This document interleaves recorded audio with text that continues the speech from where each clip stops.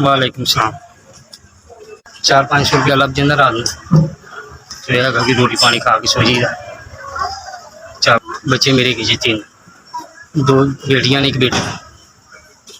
भाजी माड़े बंदे हैं, एक टाइम की रोटी लभ जाती है बच्चों ने भंगूड़ा चला के, तो बस एक टाइम की रोटी खा के सो जाते।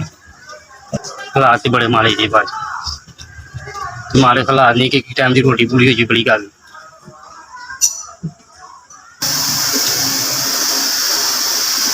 भाजी माड़ा बंदा वा, किराए से रहना वा, अल्लाह का हाथ है और की कर सकते हैं।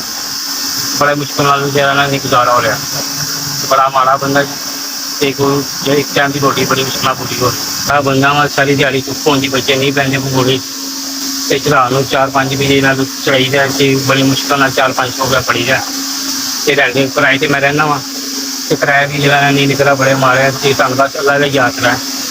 एक टाइम की रोटी पूरी हो जाए तो बड़ी गल।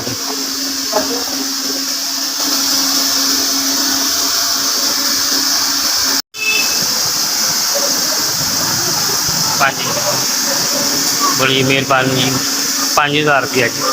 हाँ जी, 5000 रुपया जिहदे भाई ने मेरी मेहनत की, अल्लाह उन्हें सेहत देवे, तंदुरुस्ती देवे, उनके बच्चों की खैर, उनकी माँ की खैर, उनके सारे भैन भरावां की खैर, जिन्होंने 5000 की मेहनत की, मेरी मदद की। मैं बिल आया 5000 का, तो मैं बिल जमा करवा दा। अल्लाह तो उन्हें सेहत तंदुरुस्ती देवे, अल्लाह ताड़ी सारिਆਂ की खैर हो। जिन्होंने मैंने 5000 की मदद की, अल्लाह उन्होंने खुश रखे, आबाद रखे, अल्लाह उन्होंने सारिਆਂ की खैर हो, अल्लाह तंदुरुस्ती हो। SVS तुसीं मेरी मदद की, ताड़ी बड़ी बड़ी मेहरबानी।